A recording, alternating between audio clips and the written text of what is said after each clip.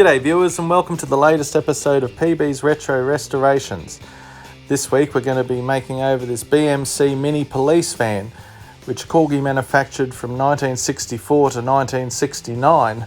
So it was obviously very popular and there's probably a gazillion of them about, but that doesn't mean it doesn't deserve a makeover.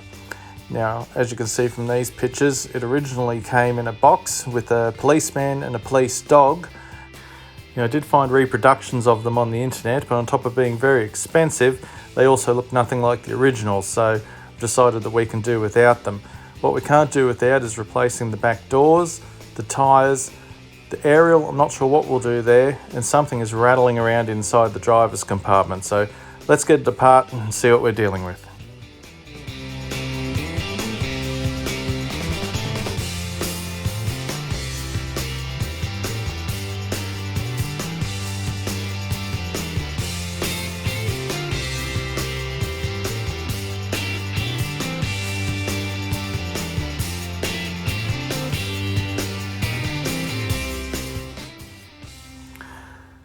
Okay, so this system of suspension uses two metal rods that are actually affixed to the base. They're not as easy to remove as some of the metal spring plates and the rest of them, so it's going to be much easier to leave them in situ and tape off the wheels and do the stripping and painting with them still on there. And that shouldn't be too hard to do. Now there's something rattling around inside here, like a little man that's been poked through the window. Have a look. Yeah, it's a little mini soldier guy. You can come out now, soldier, the war's over. Oh, what year is it? It's 2020, officer. Oh, far out. Did we win? Did we win the Sandpit Wars of 1973? I don't know, you're telling that story, but you sit over here and stand guard, eh? While I have a look at the rest of this car. Okay, now. This glass is actually really good. It's got some marks and that on it, but we'll do the usual polishing and sanding and it should come up nice.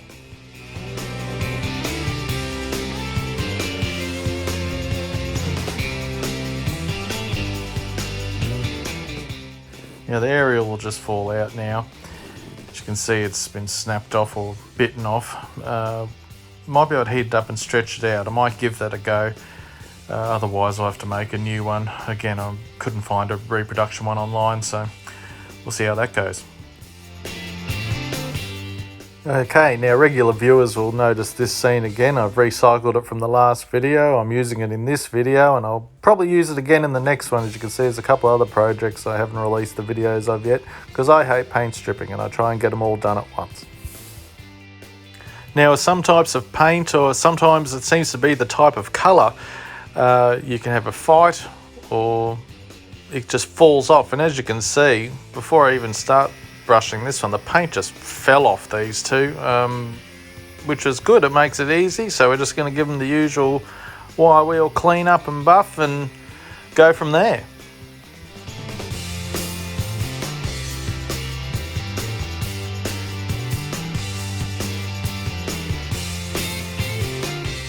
Now here's the reproduction doors I got off the internet.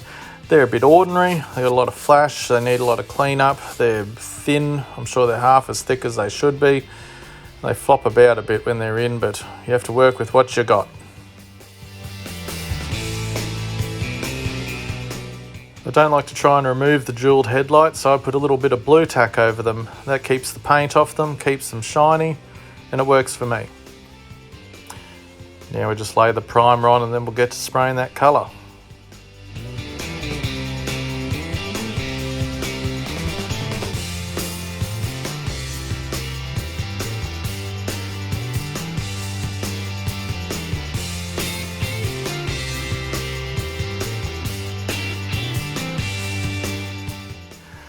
This was just a standard Tamiya blue out of the packet. It looked pretty close and it came out good, so we're happy.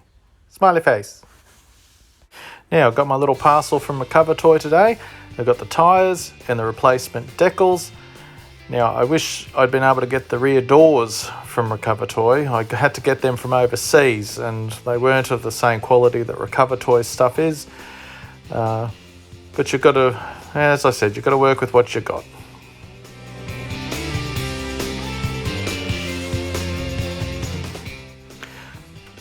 We're just going to give the interior plastics a wash, give them a bit of a freshen up.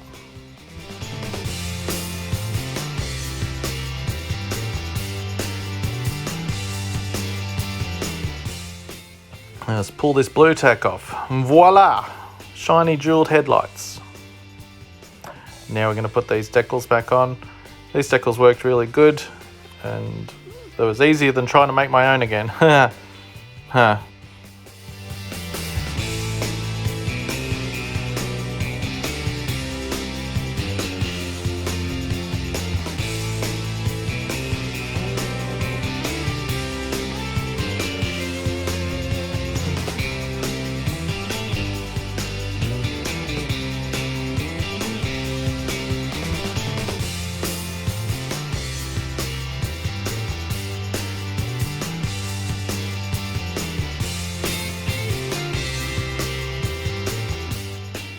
Okay, so here's all our individual parts, all cleaned up, repainted, restored, replaced, whatever.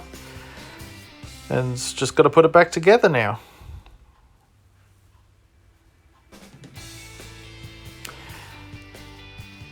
So you probably noticed that the aerial, I did try and stretch it out, but it didn't work out for me. So I cut the end off, I got a small piece of wire, I melted it into the end and painted it, and hopefully it doesn't look too bad.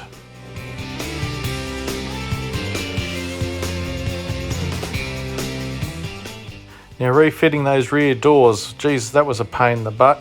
They flopped about, it took me a couple of goes. I got there in the end. They just, I don't know, they just flop about too much.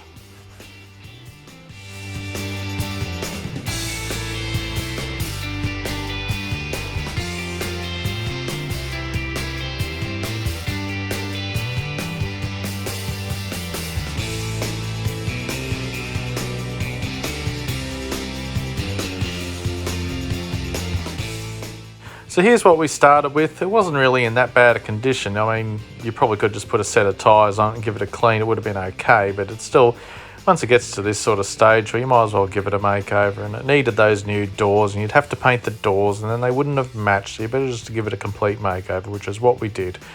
And by we, of course, I mean me. And this is what we've left with now. 3, 2, 1, shazam! Exciting, no? All the high-end special effects you could ever want on this channel. Now, you can see that the aerial is miles too long. I trimmed it back to be the same height as the roofline. And also, with the thrill of editing this video, I got to notice that I didn't paint the rear taillights. Now I fixed that as well. And it's living inside my cupboard with all its mates. So I might have to show you a shot of all these mates one day, but that might be for another video. Thank you for watching. I hope you've enjoyed this one. I appreciate the new subscribers I've got. I appreciate your comments, whether they're kind or not, whether you've got some tips or some advice. I'm always happy to hear it. If you want to tell me to get bent or otherwise, please do.